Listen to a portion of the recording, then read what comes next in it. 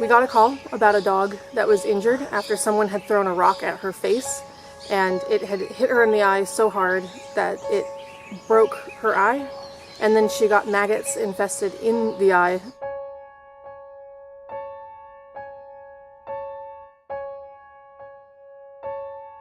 When we got to the scene, the state of her eye was absolutely horrible. Most of it had been eaten.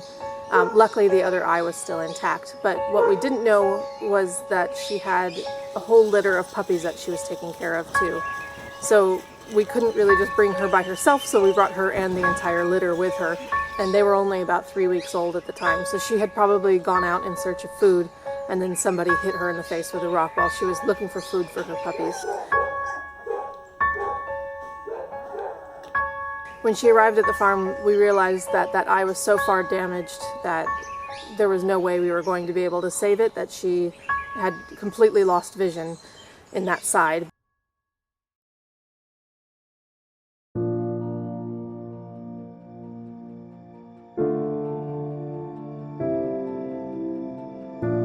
So someone called us and told us about this dog which had bitten into an explosive.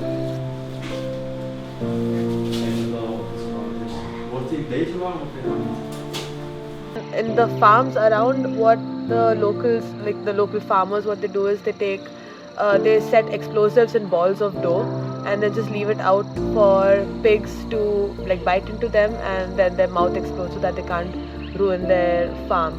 So I can understand that they want to protect their farm, but there must be definitely better ways to do it. We sent Bindresh and I think Dhol, they went and got Dhol.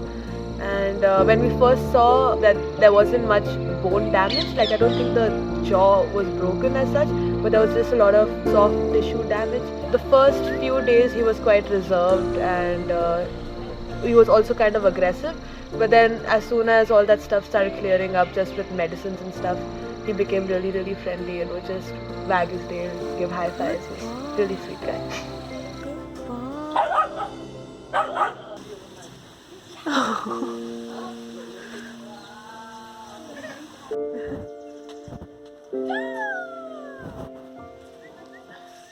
So after Dhol was completely healed, we had to release him back to where he came from.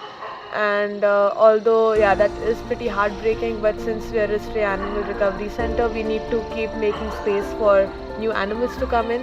So that was a heartbreaking decision, but it had to be made. Thankfully, I think he had some people who could look after him and feed him and all of that, so it's still not the worst case scenario, but we have had to put a lot of animals back on the street unless someone adopts them. Yeah, that is perfect. Yeah. Hello. Hi, Dhol.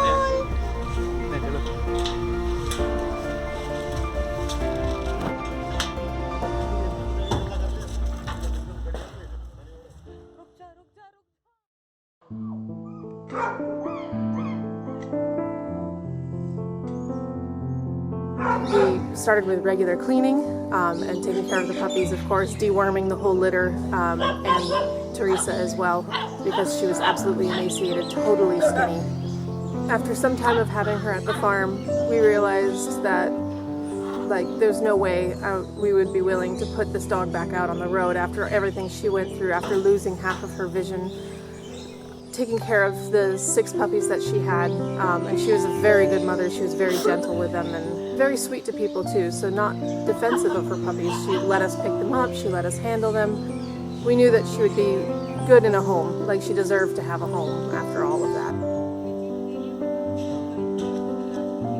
We posted the puppies up for adoption when they were 2 months, and all but 2 of them found homes right away. 2 of them are still in foster care, so they're still waiting for homes. So Ryan was actually the first case we saw here. First case, it was a severe injury that he had, and it shows you the things that are going on the street.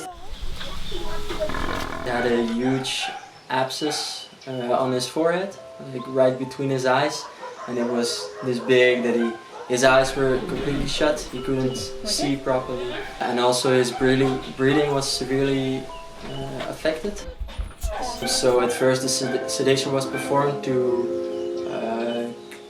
clean the area, shave the area, puncture the abscess and get as much pus out of there as possible, and then clean the inside as much as possible. So I think 4 holes were made in the abscess and everything was drained. And then that combined with a supportive treatment like antibiotics, painkillers to make him a bit more at ease. And after the first 3 days, I think there was improvement. We were starting to beginning to see his eyes, and then he started like walking around more. He was a bit more at ease. Sometimes we could even pet him, like really have some interaction with him.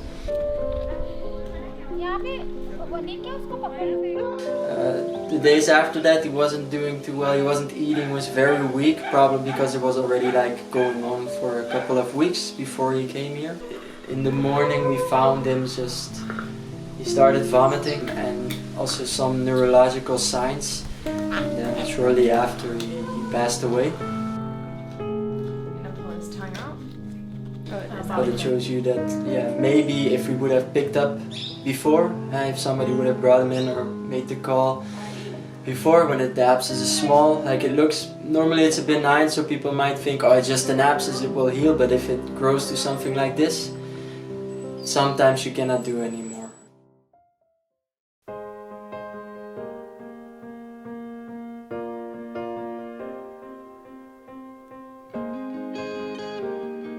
All the puppies got adopted, then Teresa was left behind, and this happens all the time where the cute little puppies get adopted, but then the mom gets left behind.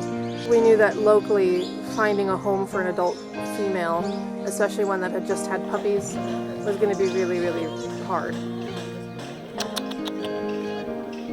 We got in touch with International Street Dog Foundation, and Dawn, the woman who runs it, said absolutely you can send Teresa over. So we started fundraising, and amazingly enough, really quickly we were able to raise the full amount we needed.